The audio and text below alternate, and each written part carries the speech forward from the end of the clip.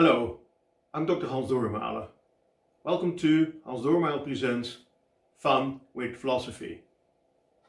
Today our guest is the American pragmatist Charles Sanders Peirce. He's going to help us understand three types of reasoning, three types of inference: induction, deduction and abduction. It's going to be a lot of fun.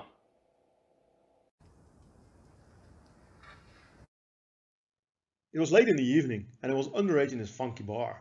I stepped outside to smoke. And there I saw this bag. I reached inside and took some of its contents, a handful of white beans. Ah, I thought, this is a bag full of white beans. Assuming that this was the case, I would predict that if I took some other beans out of this bag, they would all be white. I took another handful and indeed, they all turned out to be white. Then I spotted some white beans on the sidewalk near the bag. Without thinking, I picked them up and put them in the bag, for I was sure they came from this bag. Here we have three important types of inference: induction, deduction and abduction. Let me explain. In induction, we go from the individual case or cases to all cases, to a general rule. When I took some beans out of the bag, I noticed these beans were in this bag. Let us call this the case. I also saw these beans are white, and let us call this the result. I inferred that not only were these beans in my hand white, but my conclusion was all the beans in the bag were white. This clearly is a rule. It pertains to all beans. Of course, I could not be sure. I might have taken the only beans from this bag that were actually white. So even if the conclusion is true, it is not logically entailed by the premises. This is not a valid inference. However, it looked like I discovered something about this tiny part of the world. We use induction to discover rules and regularities in the world. In this case, I discovered that all the beans in the bag are white. Then I used deduction. Suppose for a moment that I was the one that had filled the bag with only white beans. Then I could easily predict that the next handful of beans I took from this bag were white. This is deduction. Here we go from a general rule to the individual case or cases. We start with the rule and predict what will be the result in the next case. Rule: all the beans in the bag were white. I knew that. I put them all in. Case: these beans are from this bag. Still have my hands closed, my fist closed. I have beans in them. So what will I predict? The result: these beans are white. If the rule and the case describe facts, if these sentences are true, the prediction will be successful. It could not be otherwise. The sentence, these beans are white, will describe the facts the way the facts are. The sentences will be true. The sentence corresponds to the facts. This is what it means for an inference to be valid. The truth of the conclusion is entailed by the truth of its premises. The last inference I made was an abductive reasoning. I saw some beans lying on the floor and spotted that they were white, just like I knew the beans in the bag were. So suppose for a moment again that I put the beans in the bag and I knew there's a bag of white beans over here. Now, here I concluded that the beans came from the bag. So I started with both the rule and the result. The rule again is all the beans from this bag are white. I knew that. Result: these beans here on the floor are white. I saw that. And my explanation was, well, these beans are from this bag. The conclusion now is an explanation. If the beans indeed came from this bag, then it would explain why there were white beans on the floor near a funky bar. But of course, other explanations are possible, but maybe not very plausible. The beans might have fallen from someone's pocket. They might have been planted there by someone called Shaki, just to mess with people that step outside his bar. So this is an inference to the best explanation. Abduction this also is not a valid way of reasoning. You reason, based on, for instance, plausibility, to the best of a lot of explanations, but you might reason to the best of a bad lot of explanations. That is, you might not have thought of the right explanation and will thus make the wrong inference. In our example, the beans might have come from outer space. That was not something I thought of. So by not coming up with this true explanation, by not thinking of this true explanation, I inferred a very plausible but still false explanation. So to summarize, with induction we discover, and we can't be sure about that. With deduction we predict, and we can be sure if we know that the rule is true. But if we don't know that the rule is true, then we're also not very sure. And with abduction we explain, and we can't be sure about that either. I hear the music seeping through. I'm going back into the funky bar.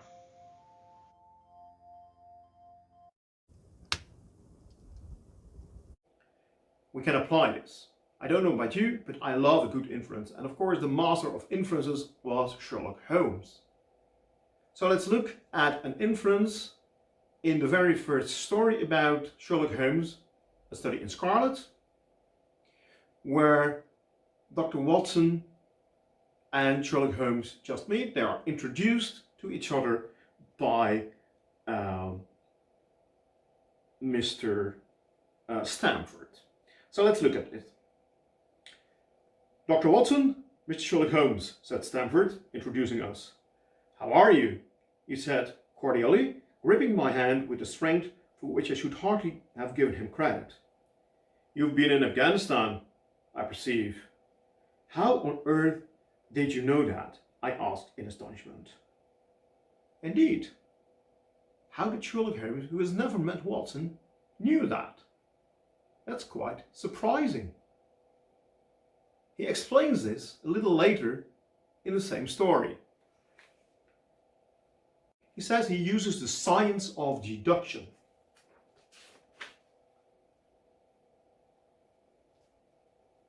Watson finds a paper on a table in Baker Street, and the writer, he doesn't know that it's Sherlock Holmes, says the following. From a drop of water, said the writer, a logician would infer the possibility of an Atlantic or a Niagara without having seen or heard of one or the other. So all life is a great chain, the nature of which is known wherever we are shown a single link of it. Like all other arts, the science of deduction and analysis is one which can only be acquired by a long and patient study, nor is life long enough to allow any mortal to attain the highest possible perfection in it. Holmes says he uses deduction to infer that Watson has been in Afghanistan, but Watson suspected he was told. You were told, no doubt. Nothing of the sort, says Sherlock Holmes. I knew you came from Afghanistan. From a long habit, the train of thoughts ran so swiftly through my mind that I arrived at a conclusion without being conscious of intermediate steps. There were such steps, however. The train of reasoning ran, here's a gentleman of a medical type, but with the air of a military man, clearly an army doctor then. He has just come from the tropics, for his skin is dark, and that's not the natural tint of his skin, for his wrists are fair. He has undergone hardship and sickness, as his haggard face says clearly. His left arm has been injured. He holds it in a stiff and unnatural manner. Where in the tropics could an English army doctor have seen much hardship and got his arm wounded? Clearly in Afghanistan. The whole train of thought did not occupy a second. I then remarked that you came from Afghanistan, and you were astonished. So apparently Holmes is good at deductive inferences, at least according to the writer, Sir Arthur Conan Doyle, he is. Let's see what Tony and Ronnie and a philosophical guest make from this in the next episode of the Tony and Ronnie Talk Philosophy Talk Show.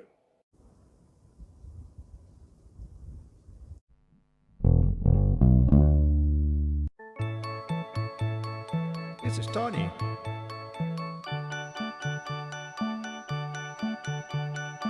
This is Ronnie. This is Tony and Ronnie Talk Philosophy Talk Show.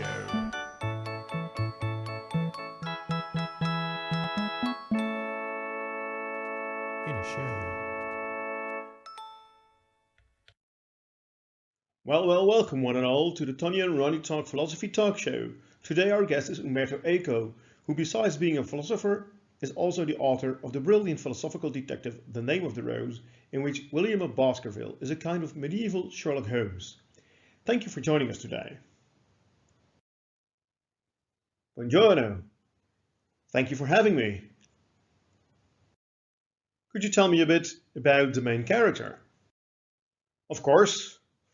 Initially I was thinking of making William of Ockham my main character, but for historical reasons that was impossible, so I came up with this fictional character of William of Baskerville. But I presume that he still resembles William of Ockham, then? Oh yes, he does. He thinks in the same way. Could you say a little bit more about that? What is so special about his thinking? Well, Ockham, of course, is famous for his epistemological principle that these days we call Occam's razor. And what's that?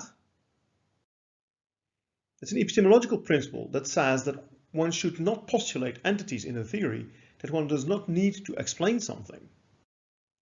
Okay, that's rather abstract. Could you give an example, please?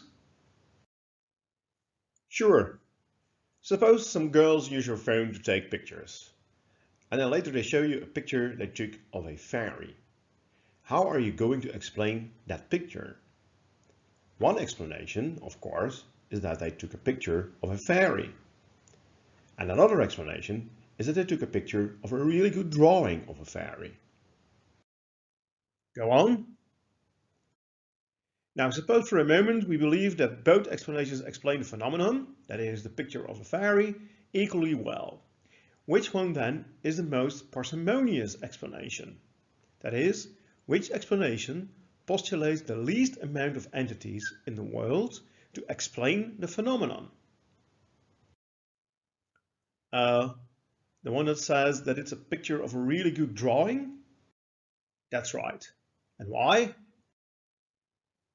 The one that says that it is a picture of a really good drawing does not postulate fairies and thus postulates less entities in the world? Indeed, that's right.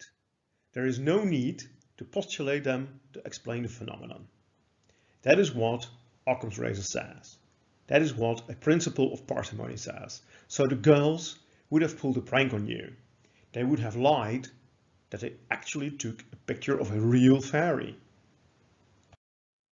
Everybody lies. Okay. So Professor Eco, your protagonist is partially based on William of Ockham, but is clearly also based on Doyle's character Sherlock Holmes.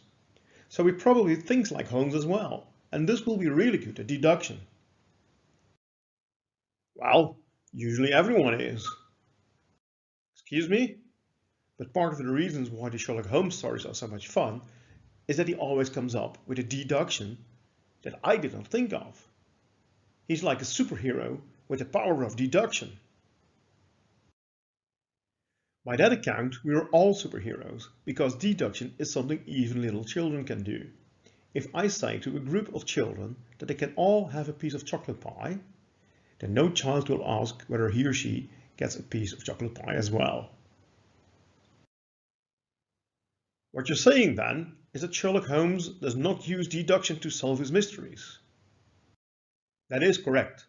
Of course he uses deduction as well, but the type of reasoning he is famous for is not deduction.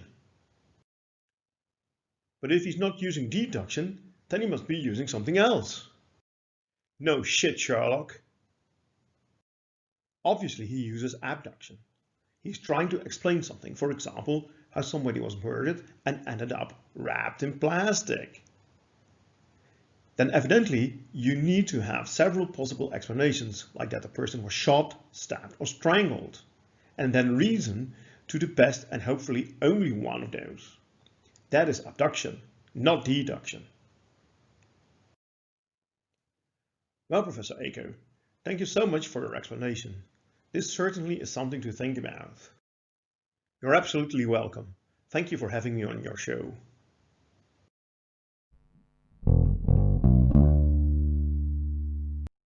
Now, what do you make of that, Ronnie? Isn't that something?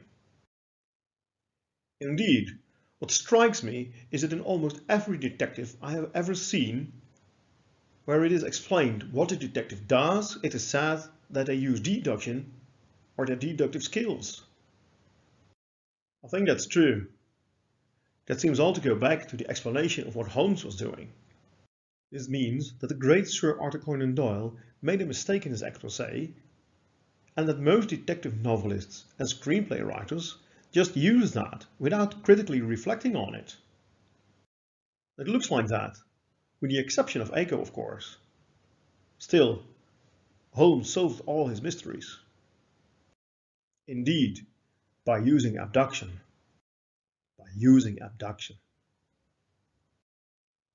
Holmes was a superhero with great powers of abduction. Yeah, he was. Too bad he wasn't real.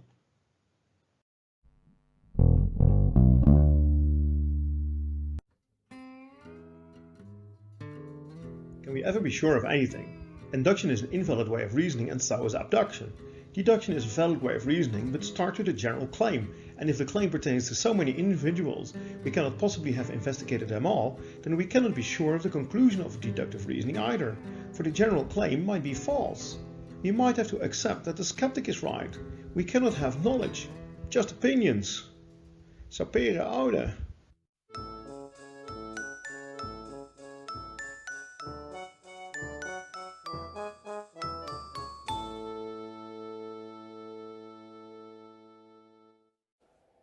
Wasn't that fun? Well, that was it for today's episode of Fun with Philosophy. Stay safe.